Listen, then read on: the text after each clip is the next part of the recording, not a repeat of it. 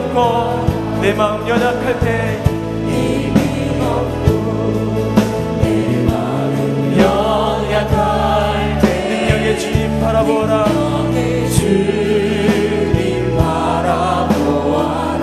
주의 이름 부르는 모든 자는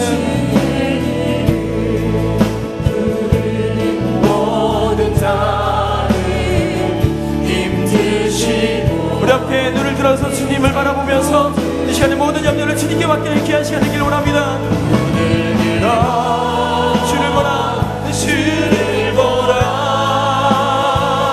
내 모든 염려 주께 맡겨라. 슬플 때에 주님의 얼굴 보라. 사랑의 주님 안식 주. 눈을 들어 주를 보라. 눈을 들어 주를 보라. 내 모든 염려 주께 맡겨라. 슬플 때에 주님의 얼굴 보라. 우리 다시 한번 하나님을 바라보면서 우리 마음의 눈을 들어 주님을 바라보면서 눈을 들어 주를 보라. 내 모든 염려 주께 맡겨라. 슬플 때에 주님의 얼굴 보라. 사랑의 주님 안식 주리라.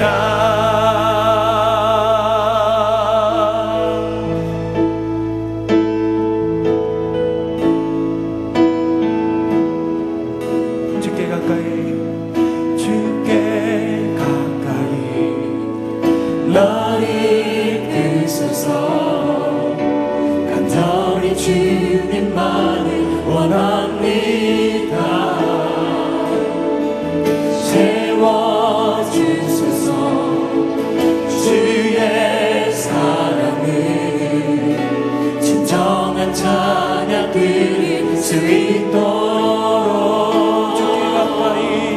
주께 가까이 날 이끄소서. 간절히 주님만을 원합니다.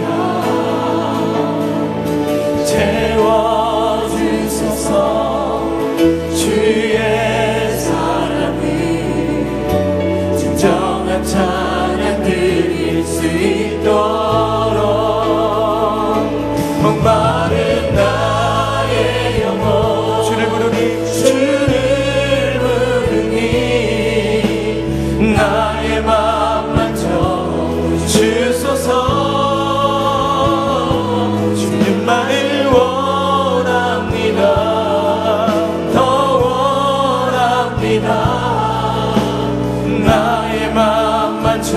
목마른 나의 영혼 주를 부르니 주님 이 시간에 나의 마음을 만져서서 목마른 나의 영혼 주를 부르니 나의 맘 만져주소서. 주님만을 원합니다. 너 원합니다. 우리 마지막에 다시 한번 귀한 마음을 주님을 부를 때 주님 내 마음을 만져서서 목마른 나의 영혼 주를 부르니 나의 맘 만져주소서. 주님만을 원합니다. 너 원합니다. 나의 맘 만져주소서. 우리 시간에 기도할 때 하나님 주님 목마른 사슴이 주님을 물가를 찾으며 나왔듯이 우리의 영혼 가운데 주님을 말씀을 사모하며 나왔사오니 주님 말씀으로 우리 심령을 채우시고 하나님 우리 모든 성령 충만함으로 인하여 하나님의 귀한 일들을 잘 감당하는 우리 모든 성도들이 될 수 있도록 주님 우리 가운데 함께하여 주옵소서. 귀한 영적인 부흥회가 될 수 있도록 하나님 함께하여 주시고 우리 온 마음을 다하여 십자가 앞에 모든 것을 주옵소서. 우리 함께 주여 세 분의 함께 간절히 기도하겠습니다. 주여 주여 주여. 하나님 아버지 이 시간에 주님 앞에 나왔습니다. 아버지 하나님, 우리의 목마른 우리 마음 가운데 영 가운데 주의 귀한 말씀을 아버지 채우시고 하나님 그라여 새로운 삶을 살아가게 하여 주시고 말씀으로 건너는 귀한 시간 되게 하여 주옵소서.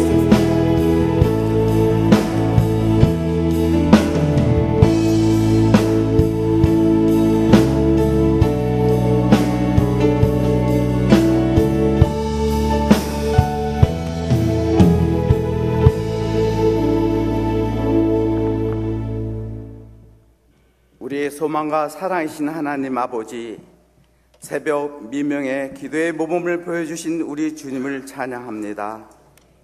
영적 체험 가을 부흥성회로 둘째 날 새벽을 열어주신 주님의 은혜와 사랑을 또한 감사드립니다. 사슴이 시냇물을 찾는 갈급한 심령으로 저희들이 주님께로 나왔습니다. 주님께서 영원히 목마르지 않는 생명수로 친히 채워주실 줄 믿습니다. 하나님 아버지, 부족한 저희들이 무릎을 꿇어 기도하지만 세상 악에 힘없이 무너지는 나약하고 부끄러운 저들의 모습을 고백합니다. 이 시간 정욕과 죄악에 물들어 있는 우리들의 마음을 성령의 불로 깨끗하게 태워주시고 성결함을 얻게 하옵소서. 이번 부흥생을 통해서 지금까지 받아보지 못했던 특별한 은혜로 영혼의 갈급함을 충만하게 채워 주옵소서. 우리 교회를 지극히 사랑하신 임마누엘의 하나님, 여기까지 지켜주셔서 말씀과 기도가 살아있고 양육과 봉사와 그리고 지역사회 보험사화에 힘쓰며 가정과 나라와 한국교회와 인문교회와 세계 선교까지도 치유하는 교회로서의 사명을 잘 감당할 수 있었던 것은 오로지 주님의 은혜와 사랑임을 믿고 감사와 영광을 올려드립니다. 한결같은 청지적인 삶과 믿음을 허락하여 주시고 늘 주님께 충성하는 저희들로 사용하여 주옵소서. 우리나라를 사랑하신 하나님 아버지, 그 어느 때보다도 급박하게 돌아가는 세계 정세 가운데 문재인 대통령과 위정자들에게 국정을 잘 다스릴 수 있는 지혜와 능력을 주옵소서. 계속되는 북한의 핵무기와 미사일 위협에서 하루속히 벗어나게 하옵소서. 우리나라로 세계의 이목이 집중된 현실을 깨달아 김정은 정권이 오파문을 멎치게 해주시고 평화 복음 통일의 길을 열어 주옵소서. 그를 준비하며 이번 목요일 동일 사역자 훈련을 통해 그날에 저희들 준비된 복음 사역자로 쓰임받게 하옵소서. 주님 사랑하시고 아끼시는 김의식 담임 목사님을 장중에 붙잡아 주옵소서. 부흥성회로 준비하며 전기인 새벽 기도회로 민수기 특별 강해를 통해서 우리를 영적으로 바로 서게 하시고 예수님을 찾으며 만나는 귀한 시간들로 채우신 귀한 종에게 피곤치 않게 영육을 강건하게 붙잡아 주옵소서. 동역하는 부목사님들과 장로님들에게도 귀히 보시고 성령 충만함과 은혜를 도하여 주셔서 교회와 성도를 섬기며 사랑하게 하옵소서. 이 시대에 하나님께서 귀하게 들어쓰시는 김태형 목사님을 보내주신 것을 감사드립니다. 성회 기간 중에도 강사 목사님을 권능의 오른팔로 붙들어 주옵소서. 특별히 말씀의 권능과 지혜를 허락하여 주시고 오늘 둘째 날 새벽 하나님과 심정을 통합시다라는 제목으로 말씀을 선포하실 때 그 말씀이 능력으로 임하게 하셔서 목사님이 주님으로부터 받은 은혜를 우리에게 모두에게 아낌없이 나눠줄 수 있는 귀한 시간 되게 하옵소서. 목사님 섬기시는 부산 백양로 교회 위에도 하나님의 은혜가 날마다 임하여 부흥하도록 축복 내려 주옵소서. 이 시간 특별히 간구하기는 질병으로 고통받으며 치료의 광선을 기다린 성도님들, 경제적으로 시대에 빠진 성도님들이 있습니다. 가정과 직장 여러 가지 문제를 안고 엎드린 성도님들 있습니다. 의료의 회복과 치유의 능력을 받고 주님의 놀라운 이적을 체험하는 귀한 시간으로 역사하여 주옵소서. 리조이스 찬양대 그리고 할렐루야 찬양대의 찬양을 기쁘게 받으시고 듣는 우리들에게도 영성의 은혜가 되게 하여 주옵소서. 죽기까지 우리를 사랑하신 거룩하신 예수님 이름으로 기도하옵나이다. 아멘.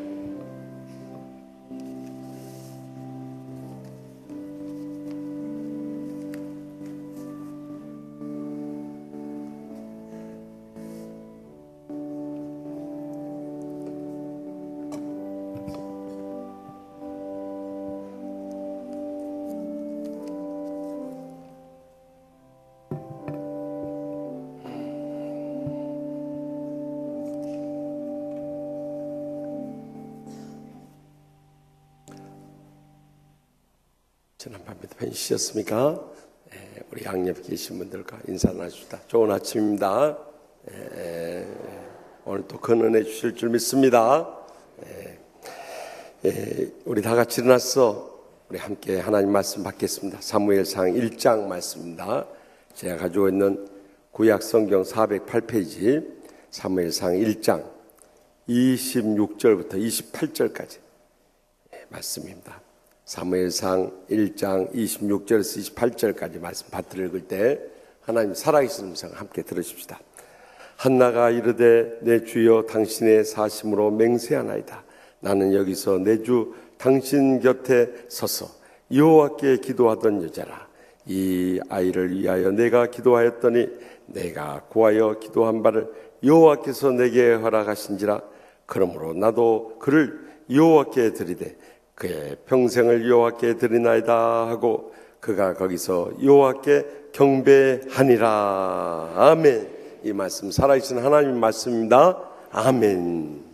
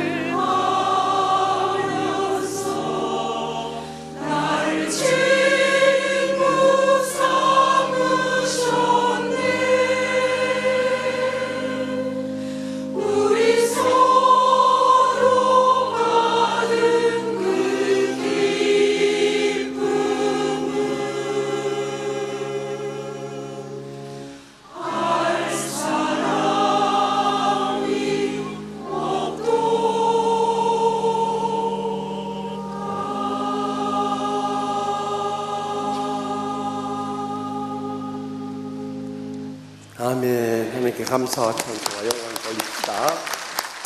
어젯밤에도 큰 은혜 받은 줄 믿습니다. 오늘 새벽에도 본문 말씀 중심으로 하나님과 심정을 통합시다 라는 제목으로 말씀할 때 큰 은혜 보실 줄 믿고, 우리 강상한 목사님 나오셔서 헌금 기도해 주시고 말씀 전해 주실 때 뜨거운 박수로 환영하겠습니다.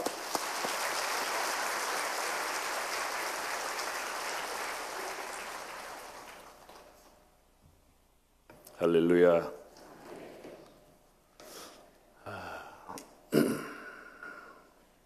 제가 한 20년 전에 제가 그때 진주에 살았거든요. 진주에 살았는데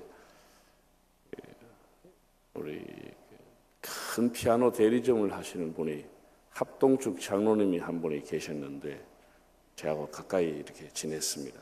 저희 집에도 가끔 오셔서 차도 나누고 했는데 한 번은 오셔서 차를 같이 먹으면서 이런저런 얘기를 하다가 한 9시 뉴스를 할 무렵인데, 목사님 저 이제 집에 가겠습니다. 그래서 아니 초저녁인데 뭘 집에 가려고 그래요? 좀 더 있다가 가시라고 그랬더니 저 내일 새벽 기도 가야 됩니다. 그래서 아니 새벽 기도 뭐 다 가는데 무슨 9시인데 그럼 빨리 가려고 그러시냐. 자기가 새벽 기도에 얽힌 얘기를 하는 거예요. 자기는 봉고 한 개를 사서 교회에다 헌납을 하고 그 봉고에 교회를 새벽마다 태워서 교회를 가는 거예요. 자기 낙이라는 거예요. 서울에 출장 가면 그때는 우등고속 타고 밤늦게 12시, 1시 되어 와서도 새벽에 그 차를 가지고 교인들을 모시고, 교회도 제법 사이즈가 있어서 관리 집사도 있고 차량 기사도 있고 또 많은 직원이 있어도 그 교회 선임 장로님이 꼭 자기 차를 가지고 한다는 거예요.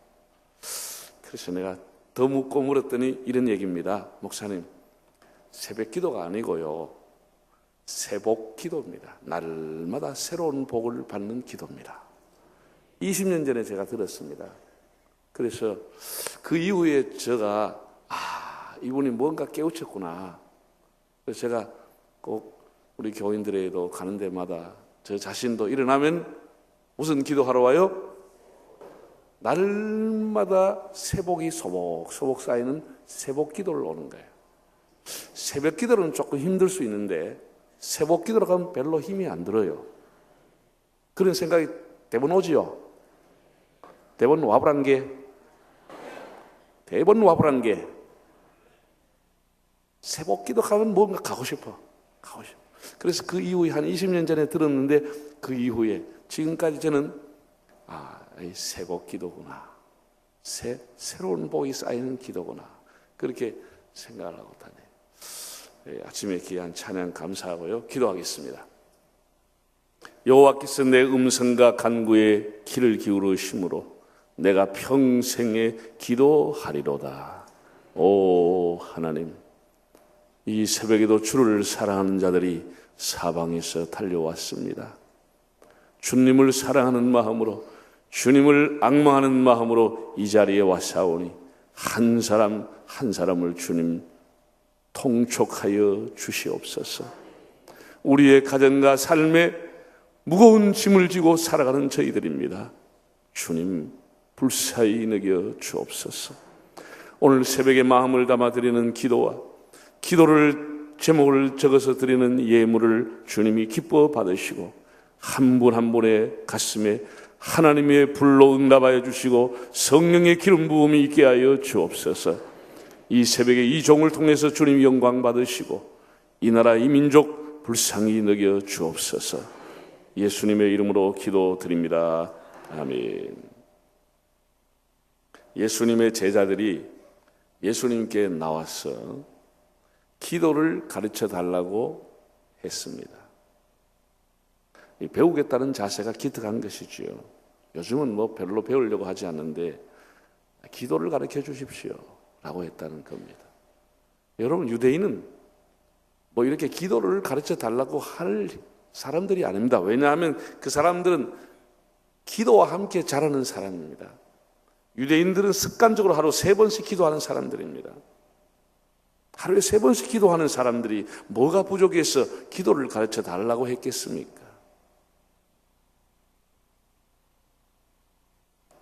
하루의 일과를 기도로 시작하는 그들이, 하루의 삶을 기도로 마감하는 그들도 예수님께 나와서 예수님, 세례 요한이 자기를 따르는 자들에게 기도를 가르쳐 주었는데 우리에게도 기도를 가르쳐 주십시오 라고 했습니다. 세례 요한을 따르는 사람에게 세례 요한의 기도문이라고 하는 게 있었던 모양입니다. 그래서 예수님께서 기도의 레슨을 했습니다. 그게 마태복음 6장과 누가복음 11장에는 정제된 기도의 문으로 기록이 되어 있습니다. 우리 민족은 옛부터 기도를 많이 하는, 그 기도를 열심히 하던 민족입니다. 아들의 가거급제를 위해서, 부모님의 병간호를 위해서, 시집간 딸을 위해서 아침에 일찍이 와서 정화수, 우물의 첫 우물 정화수를 떠서 맑은 물, 정성이 담길 물을 떠서 장독 위에 올려놓고 천지신명께 기도했다는 내용을 우리는 과거의 전설처럼 듣고 있습니다. 지금도 심심유곡 산사에서 기도의 연불 소리가 새벽에도 낭낭하게 들리고 있고 도심 곳곳에 있는 예배당에서도 기도의 소리가 끊이지 않고 있습니다. 더운 날이든지 눈보라치던 밤이든지 심지어 산에 가서 금식기도, 철야기도, 바위 밑에서 소나무 밑에서 동굴에 들어가서 그들은 기도하고 있습니다. 금식하며 기도하기도 합니다. 무엇이 그들로 하여금 새벽부터 기도하게 할까요? 그들이 무슨 마음으로, 무슨 내용으로 간절히 그렇게 기도할까요? 깊은 밤 그 기도하는 사람들을 보면은, 깊은 새벽 기도하는 걸 보면은 애절한 생각이 들 때도 있습니다. 저 사람이 무엇을 위해서 기도할까? 사실 우리 예수 믿는 사람들도 늘 기도하지만 하나님은 그 기도에 대다수 침묵하십니다. 아예 우리의 기도가 거절을 당할 때도 있고 늘 기도에 청구서를 올리지만은 다시 메아리가 되어서 돌아갈 때도 많습니다. 우리 아픔과 짐은, 문제는 그대로, 상처는 그대로 안고 돌아가는 날도 많습니다. 그럼에도 우리는 하나님 앞에 기도할 수밖에 없습니다. 새가 왜 지저귀느냐에 대해서 어떤 사람 말하기를 새는 지저귀고 노래하도록 지음받은 것과 같이 사람은 기도하는 존재로 지음을 받았다고 했습니다. 기도는 프로그램이 아닙니다. 기도는 우리의 삶이기 때문에, 우리의 삶이기 때문에 밥을 먹듯이 기도하는 것입니다. 기도를 가르쳐 주십시오. 제자들의 좋은 질문 때문에 우리가 덕을 보고 있습니다. 어떻게 기도할까? 예수님 가르쳐 주신 주 기도문 속에 우리가 드려야 할 기도의 내용이 다 들어 있습니다.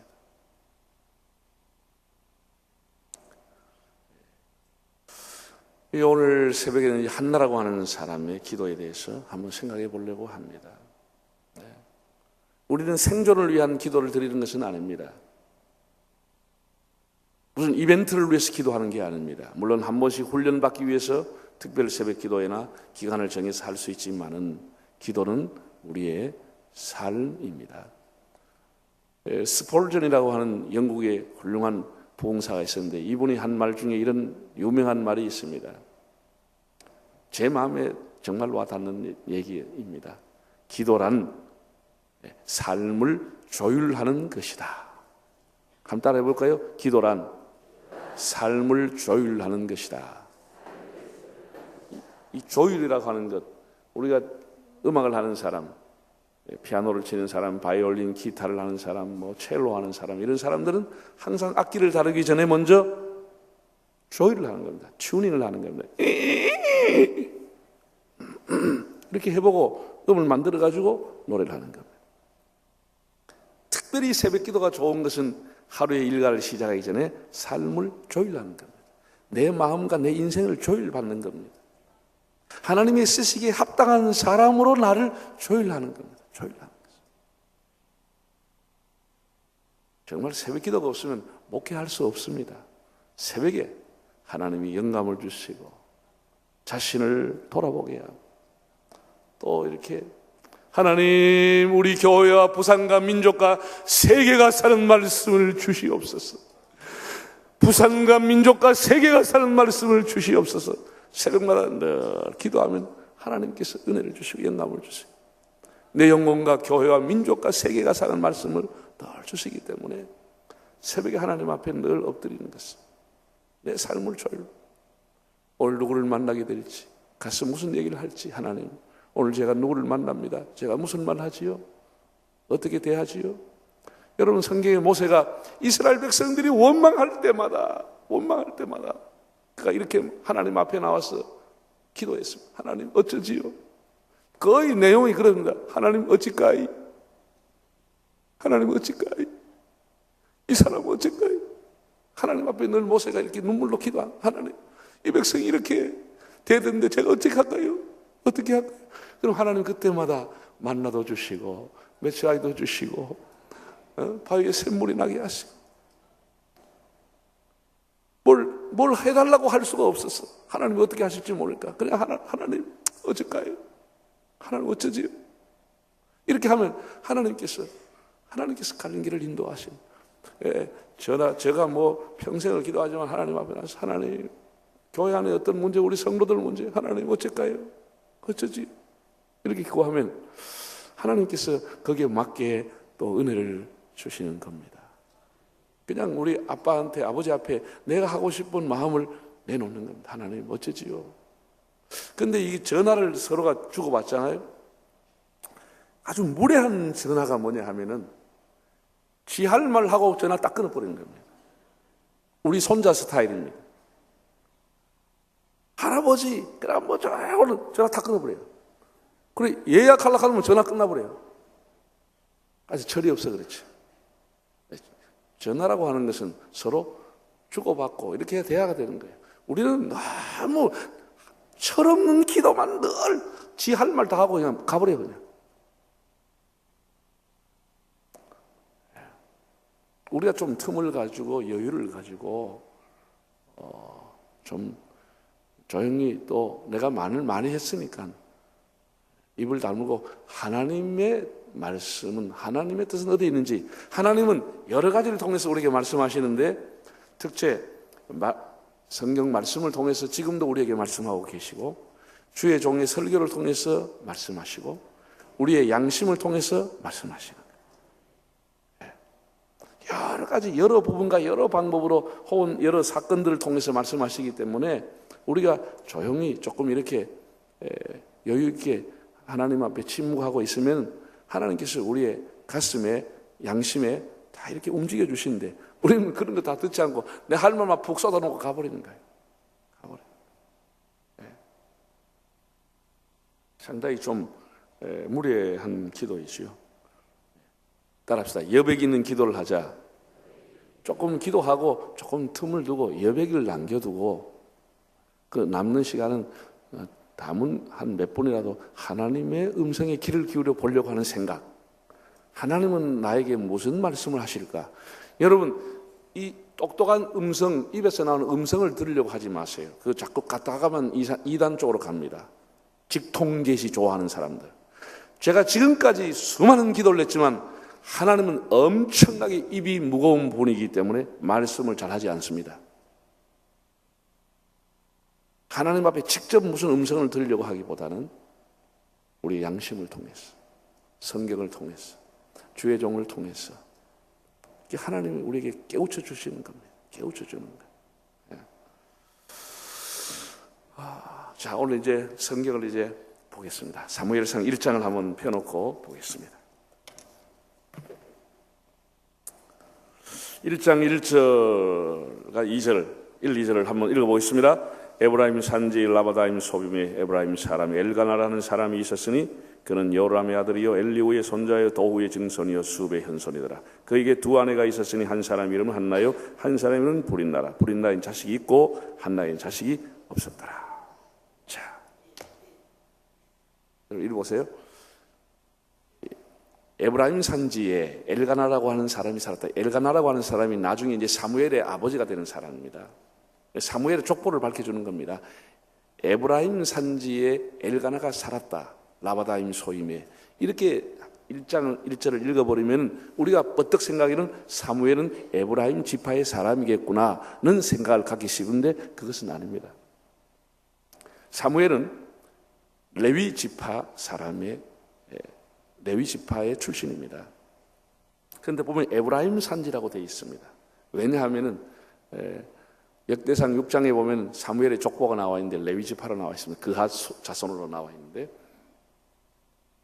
여호수아 시대 가나안 땅을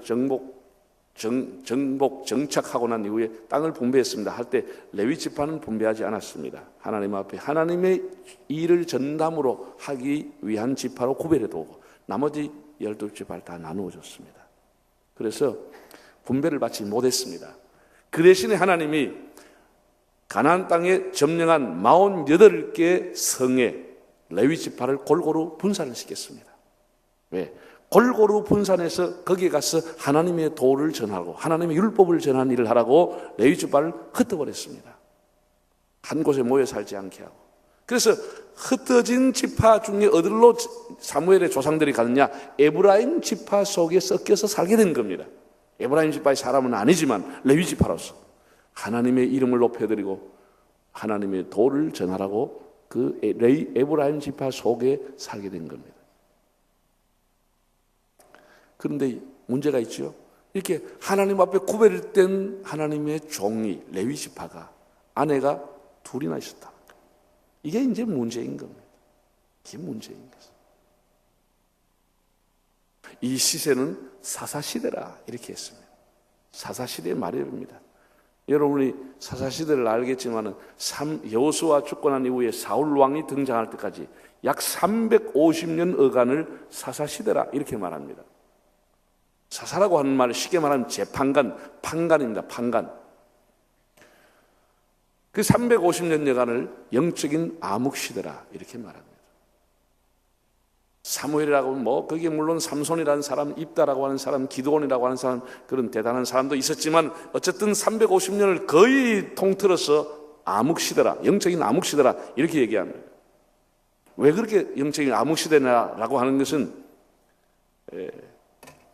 사무엘상 사사기에 여러 군데가 기록되어 있는데 21장 마지막 절을 한번 보겠습니다. 399페이지 사사기 21장 25절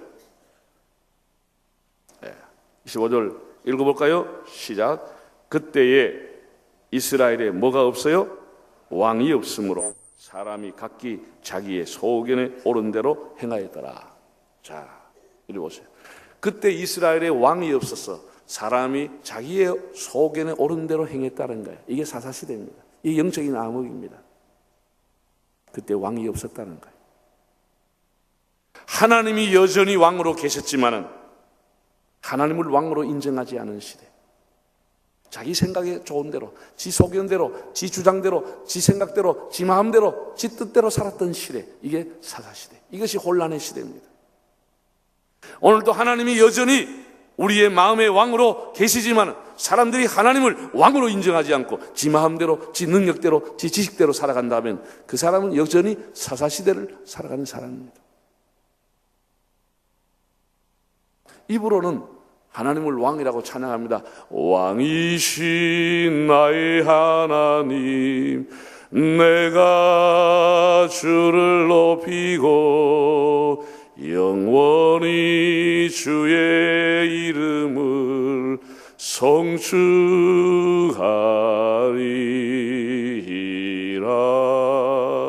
입으로는 하나님을 왕으로 부르면서 우리의 생사하복을 갖고 계신 하나님, 우리의 인명권자이신 하나님을 인정하지 않고 자기의 지식대로 살아가는 사람들, 그 사람을 여전히 사사시대를 살아가는 사람이라고 말합니다. 영적인 어두움에 헤매는 사람들입니다. 하나님을 왕으로 인정하시기를 바랍니다. 하나님을 왕으로 인정하는 사람들. 이런 혼란한 시대였기 때문에 레위 지파의 사람인 엘가나도 아내를 둘을 가지고 살았어. 별로 문제가 안 됐어. 그렇게 타락한 시대였어. 자, 2절과 3절을 보면 이런 내용이 나옵니다. 한나에게는 브릿나에게는 자식이 있었고 한나에게는 자식이 없었더라. 그 3절에 보면 엘리에게 두 아들 홈리와 비느하스가 있었고 뭐는 없었더라. 이게 지금 생략이 되어 있습니다. 유대인들이 좋아하는 게 병치법, 서로 대조하는 것인데 대조를 하다가 하나를 지금 빠뜨려 놨습니다. 브릿나에게는 자식이 있었고 한나에게는 자식이 없었더라. 엘리에게는 자식이 있었고 뭐는 없었더라. 여기 지금 빠져 있는 것을 나중에 이제 찾아보게 합니다. 뭐가 빠져 있는지. 자, 그럼 이제 또 읽어보겠습니다. 2절 이제 1장 다시 사무엘상 1장 보면은 1장 2절에 그 보면 이렇게 나왔습니다. 브릿나에게는 자식이 있고 한나에게는 없었더라. 3절에 보면은 엘리의 두 제사장 두 아들 홈리와 비느하스가 제사장으로 있었다. 그럼 뭐가 없었다는 게 지금 빠져 있습니다. 빠져 있습니다. 자, 5절, 6절 읽어보겠습니다. 5절, 6절 시작. 한나에게는 갑절을 주니 이는 그를 사랑함이라. 그러나 여호와께서 그에게 임신하지 못하게 하시니 여호와께서 그에게 임신하지 못하게 하심으로 그의 적수인 브릿나가 그를 심히 격분하게 하여 괴롭게 하더라. 하나님께서는 브릿나에게는 자식을 주었고 한나에게는 자식을 주지 않았습니다. 그러면서 이 브릿나가 그냥 가만두지 않고 한나를 심히 격분시켰다. 히브리어로 카스, 분노하게 하다, 찌르다, 약오르게 하다. 우리말로 하면 스트레스를 주다. 그 말을 카스, 격분하게 했다는 거예요. 그냥 한나가 정신 차리지 못하게 한 번씩 콱콱 찔러버리는, 말로 찔러버리는, 애도 못 낳는 주제에 콱 찔러버려요. 여러분, 애를 못 낳는 사람의 제일 가슴 아픈 상처가 뭐예요? 애를 못 낳는 게 이렇게 하면 그냥 가슴 열을 받게 되는 거예요. 뚜껑이 열리는 거예요. 이렇게 브릿나가 한 번씩 카스, 한날 콱콱 찌르는 거예요. 스트레스를 팍팍 주는 거예요. 이 머리 뚜껑이 열리게 한 번씩 꽉꽉 찌르는 거예요. 여러분, 여러분의 삶에는 브릿나가 없습니까? 우리가 살아가는 인생에 누구나 내 근처에 다 브릿나가 있습니다. 내 가슴을 찌르고 내 인생을 찌르는 사람이 결코 멀리 있지 않습니다. 다 내 주변에 있습니다. 내 가까운 가족들이, 내 가까운 친척들이, 시댁에서 이런 사람들이 한 번씩 내 인생을 뒤집어 놓고 가슴 꽉꽉 찌르는, 그냥 송곳으로 찌르듯이 내 인생과 내 마음을 확 뒤집어 놓는 거예요. 결코 멀리 있지 않습니다. 여러분, 우리 목회자들도, 목사도 평생 목사로 사는데도 목사를 찌르는 사람이 결코 멀리 있지 않습니다.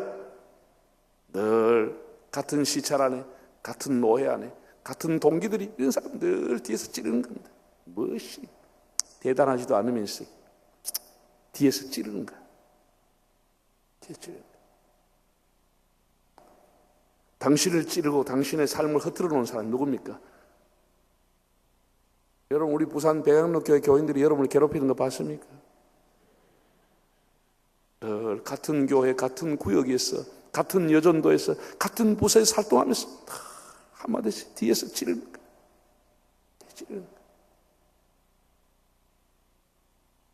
그래서 평생 섬겼던 교회를 옮겨볼까? 이런 생각도 들어요. 평생 활동했던 여전도의 활동, 안 나갈란, 안 보면 아마 속 편하고 안 볼란다, 이런 생각이 언뜻 떠오르게 되고, 사람에게 받은 상처가 오래가는 거예요. 오래가는 거예요. 옆구리 늘 찌르는 것을. 우리 주변에 브릿나가 있다고 하는 것을 여러분 아셔야 됩니다. 여러분, 역사를 보면 이스라엘이라는 나라를 괴롭힌 나라가 대한민국이 괴롭혔습니까? 일본이 가서 이스라엘을 괴롭혔습니까? 그런 일 없습니다. 이스라엘의 국경선을 맞대고 있는 블레셋, 모압, 암몬, 시리아, 애굽, 바벨론, 이 나라가 항상 이스라엘의 옆구리에 가시가 되어서 브릿나처럼 찔렀어. 항상 우리 주변에 우리를 찌르는 가시가 있습니다. 브릿나가 있습니다. 하나님은 왜 내 곁에 브릿나를 두셨을까? 우리가 해외여행 가려고 하면은 이렇게 돈을 바꾸는 데 있잖아요. 익스체인지 하는데 가면은 한문으로 환전소라고 적혀 있어. 돈을 바꿀 한자, 돈전자, 돈을 바꿔주는 곳이다. 그래, 환전소라고 그랬어. 바꿀 한자, 간장잔자, 간이 할딱 디벼진다 이게. 그게 환장이라고 그래, 환장. 환전소는 몇 군데밖에 없는데 환장소는 집집마다 다 있어요. 한 번씩 간이 할딱 디벼져. 간이 할딱 디벼져. 여러분을 괴롭히고 여러분을 찌르는 가시가 여러분 회사 안에 있는 거예요. 이게 사람을 괴롭히는 거예요. 평생. 왜 하나님은 내 곁에 가시를 두었을까? 울다가 괴롭힘을 당했던 한나가 이것을 깨달았다는 거예요. 여러분, 깨닫는 것이 은혜입니다. 깨달으면 길이 있는 겁니다. 깨닫는 것이 은혜입니다. 깨닫는 것. 불교에서도 최고의 득도가 뭐냐? 깨달은 것입니다. 깨닫는다고 하는 거예요. 불교는 깨달음의 종교입니다. 우리는 깨달음에 그치지 않고 한 걸음 더 나가는 겁니다. 한번 보세요. 이걸 한나가 깨달았다는 거예요. 한나는 이 가시를, 자기를 찌르는 가시를 보지 않고 하나님을 보게 되는 거예요. 사람은 늘 가시를 보다가 싸우고 낙심하고 다시 찌르고 이러다가 인생이 끝나는 겁니다. 한나는 자기를 찌르는 가시 때문에 울다가 사람을 보지 않고 하나님을 보기로 결심한 거예요. 여러분 잘 보세요. 한나가 괴롭힘을 당하는 이유가 뭐지요? 멸시와 무시를 당하는 이유가 뭐지요? 예? 무자하다고 하는 것, 자식이 없다는 것 때문에 무시를 당하고 찌름을 받는 거예요. 자, 다시 5절과 6절을 한번 보겠습니다. 5절과 6절 시작. 한나에게는 갑절을 주니 이는 그를 사랑함이라. 그는 여호와께서 그에게 임신하지 누가 임신 못하게 해요? 또 6절에 시작. 자, 이리 보세요. 여러분, 한나가 큰 괴로움 당하고 아픔과 상처가 갖고 있는데 불인나가 사라지면 인생의 문제 해결됩니까? 예? 불인나가 없으면 해결돼요? 자기의 근본 원인은 불인나가 아니고 임신하지 못한 건데 불인나가 임신하지 못하게 한 것도 아니고 남편이 못하게 한 것도 아니고 남편은 그렇게 사랑한데도 문제는 뭐냐? 하나님께서 그의 태를 클로즈하고 있다고 하는 거예요. 하나님이 그의 태를 지금 막고 있다고 하는 거예요. 그래서 한나가 해결해야 할, 한나가 끝장을 보아야 될 사람이 하나님이라고 하는 사실을 한나가 깨닫게 되는 거예요. 깨닫게 되는 거예요. 불인나가 사라진다고 자기 인생의 근본이 해결되는 게 아니에요. 자기 눈물과 아픔이 해결되는 게 아니에요. 자기의 문제는 하나님께 있다고 하는 사실을 직시하게 되는 겁니다. 하나님 앞에 내 인생의 문제가 있다고 하는 것을 깨닫는 겁니다. 이게 중요한 겁니다. 내 눈물과 아픔을 거두게 하실 분이 하나님이라고 하는 사실을 한나가 깨닫게 되는 거예요. 그래서 무슨 일을 하죠? 자, 9절 읽어보겠습니다. 9절과 10절을 읽어보겠습니다. 시작. 그들이 실로에서 먹고 마신 후에 한나가 일어나니 그때 제사장 엘리는 여호와의 문설주 곁 의자에 앉아 있었더라. 한나가 마음이 괴로워서 여호와께 기도하고 통곡하여 서원하여 이르되 만군의 여호와여 만일 주의 여종의 고통을 돌보시고 나를 기억하사 주의 여종을 잊지 아니하시고 주의 여종의 아들을 주시면 내가 그의 평생의 그를 여호와께 드리고 삭도를 그 머리에 대지 아니하겠나이다. 자, 한나의 기도가 시작이 됩니다. 여러분의 인생의 문제, 여러분의 아픔과 상처와 눈물은 하나님께 기도하라고 주신 사인입니다. 하나님을 찾으라는 사인인 것입니다. 여러분을 찌르는 사람을 보지 말고 그 배후에는 하나님을 보기를 바랍니다. 한나가 하나님 앞에 실로의 성전에 나가 하나님 앞에 오래도록 아버지 하나님 오랫동안 간절한 마음으로 애절한 마음으로 통곡하는 마음으로 기도했어요. 통곡하며 기도했다 그래서 통곡하며 오랫동안 통곡하면서 기도했더니 엘리라고 하는 대제사장이 나이가 많았는데 우리 쉽게 말로 우리말 하면 이 성전에 와서 보니까 한 여인이 대단해 와서 막 애절하게 하나님하고 기도하는데 자기가 앞만 봐도 술 취한 여자 같아요. 그래서 와서 뭐랬죠? 술 끊고 와, 술 끊고 이렇게 얘기한 거예요. 여러분 만약에 여러분이 정말 눈물로 막 큰절로 기도하는데 목사님 오셔가지고 가요 술 좀 끊고 와요. 그럼 여러분 뭐라고 했어요? 에? 당신 목사요? 목사 맞나? 그렇게 할 만도 하지만 한나가 그렇게 말하지 않았다는 거예요. 그렇게 말하지 않았다는 거예요. 뭐라고 얘기하는지 한번 볼까요? 12절부터 한번 읽어보겠습니다. 그가 여호와 앞에 오래 기도한 동안에 엘리가 그의 입을 주목한즉 한나가 속으로 말하며 입술만 눈지고 음성은 들리지 않으므로 엘리는 그가 취한 줄로 생각한지라. 엘리가 그에게 이르되 네가 언제까지 취하 있겠느냐? 포도주를 끊으라 하니 한나가 대답하여 이르되 내 주여 그렇지 아니하니이다. 나는 마음이 슬픈 여자라. 포도주나 독주를 맞은 것이 아니요 여호와 앞에 내 심정을 통한 것뿐이오니. 이야, 이 참 기가 막힌 내용은 세상에 이렇게 간절히 기도한 사람 앞에 술 끊으라 그랬으니 한나가 얼마나 기가 차.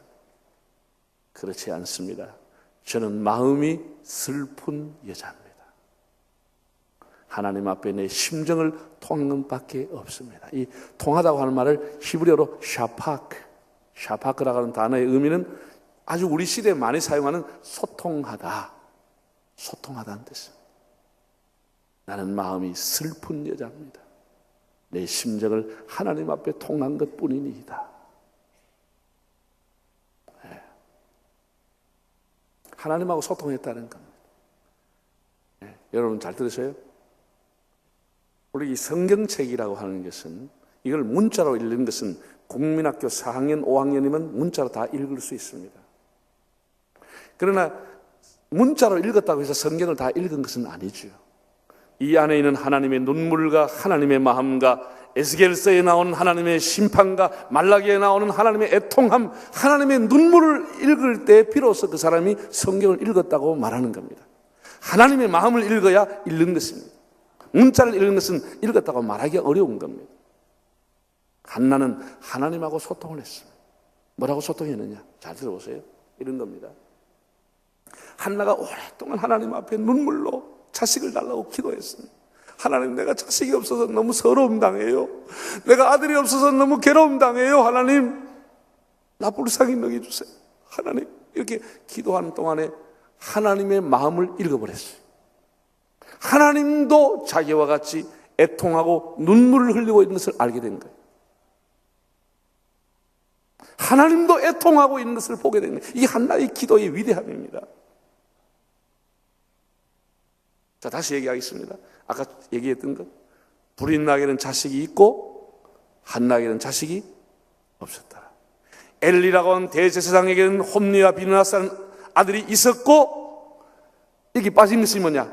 하나님에게는 하나님이 쓰실 만한 종이 없었더라. 그 얘기. 불인나에는 자식이 있고 한나에는 없었어. 엘리에게는 제사장이 있었지만 하나님 앞에는 쓰실 만한 종이 없었어요. 이걸 한나가 기도하면서 하나님하고 소통한 것이에요. 하나님도 자기와 같이 쓰실 만한 아들이 없어서 울고 있는 것을 한나가 발견하는 것이에요. 하나님도 울고 있었어요. 이 어두운 시대, 사사시대 타락한 시대에 하나님이 쓰실 만한 종이 없어서 울고 있었어요. 홈리와 비느하스라고 하는 제사장이 있었지만 하나님 앞에 불량한 사람이었어요. 못된 목사들이었어요. 아주 나쁘고 교회 돈을 마음대로 행위하고 성추행하고 못된 목사였어. 하나님 울고 있었어. 하나님 울고 있었어. 한나의 것을 보게 된 거예요. 이게 하나님하고 샤파크 소통했다라. 하나님의 마음과 눈물을 읽어버린 거예요. 그래서 이렇게 해야 합니다. 하나님, 제게 아들을 주시면 하나님 앞에 드리겠습니다. 하나님이 당신의 아들로 마음껏 사용하십시오. 마음껏 하나님을 쓰십시오. 제 아들이 아닙니다. 하나님 아들입니다. 그래서 한나가 자기 아들을 하나님 앞에 드리게 되는 겁니다. 뭐 한나가 기도해서 응답받고 감사 헌금을 드렸더라, 그런 게 아닙니다. 한나의 기도의 위대함은 응답으로 얻은 자식을 보답으로 하나님 앞에 바치는 것입니다. 그냥 100% 바쳐버린 것입니다. 따라합시다. 응답으로 얻은 아들 보답으로 바치다. 이게 한나의 위대함입니다. 하나님의 눈물을 읽었던 한나가 하나님 앞에 시대에 마음껏 쓰시라고 아들을 내놓았습니다. 돌을 지나고 아장아장 걷는 그 아들을 세마포를 입혔어. 하나님 앞에 헌아식, 하나님 앞에 아이를 드렸어. 평생을 바쳤어. 그래서 한 시대에 위대하게 쓰임받은 사람이 사무엘입니다. 왜? 하나님 앞에 드렸던 아들이. 당신의 아들처럼 하나님이 사용하신 거죠. 그 사무엘이 그렇게 위대한 사람이 된 거예요.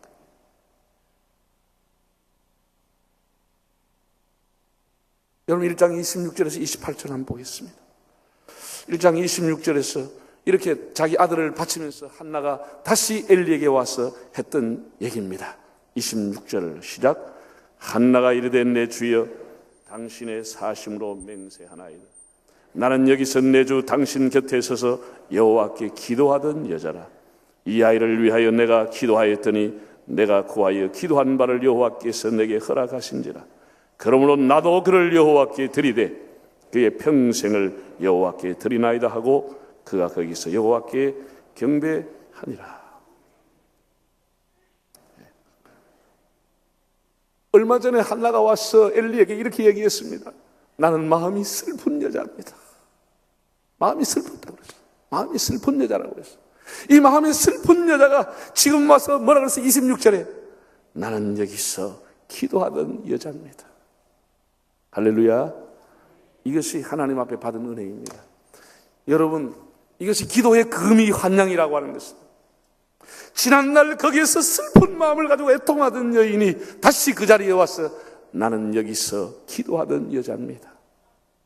지난날에 눈물과 애통하던 여인이 기도하는 사람으로 바뀌어지는 것입니다.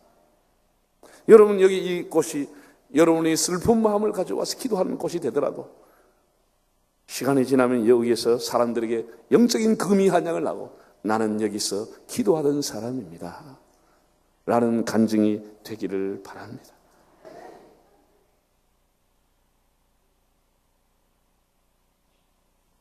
기도라고 하는 것은 우리의 소원 성취를 비는 것이 아닙니다. 내 출세와 내 영광을 위해서 기도하는 것이 아닙니다. 하나님은 그것을 돕기 위해 계시는 분이 아닙니다. 하나님의 뜻을 바르게 알기 위해서, 하나님을 기뻐하는 길을 걷게 하기 위해서 기도가 필요한 것입니다. 한나는 기도를 통해서 하나님의 마음을 읽고 하나님이 기뻐하는 길을 걷는 사람이 되었습니다. 당신은 어떻게 기도하고 있습니까?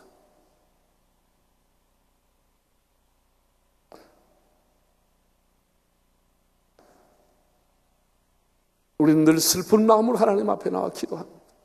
네? 여러분, 사람이 대단한 사람은 없습니다. 그 사람이 하고 있는 일이 좀 중요한 일을 하고 있다고 하는 것뿐이지 사람 위에 사람이 있는 것은 아닙니다. 아무리 대단한 자리에 있어도 그건 사람에 불과한 것입니다. 사람 자체가 귀한 것은 아닙니다. 우린 하나님 앞에 다 보잘것없는 인생입니다. 우리의 호흡이 코끝에 있고 하나님이 눈만 끔찍하면 사라질 인생에 불과한 것입니다.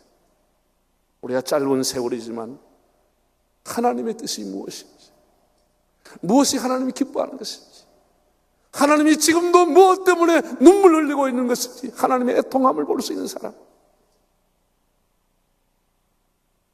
그 사람이 하나님 앞에 쓰임을 받는 것입니다. 여러분을 찌르는 가시가 뭡니까?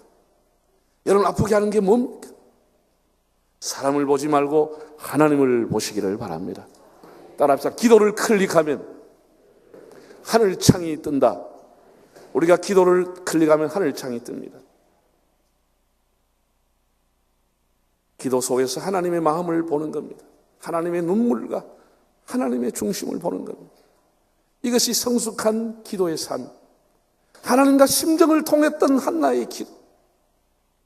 오늘 새벽에 앞으로 여러분들이 하나님과 늘 기도를 통해서 교제하시고 일상을 조율받으시고 하나님의 마음에 동참하는 귀한 성도님들이 되시기를 바랍니다. 다 머리 숙이겠습니다. 불 좀 끄세요.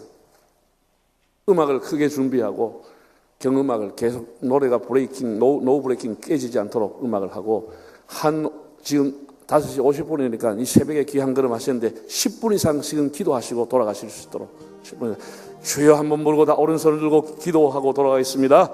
주여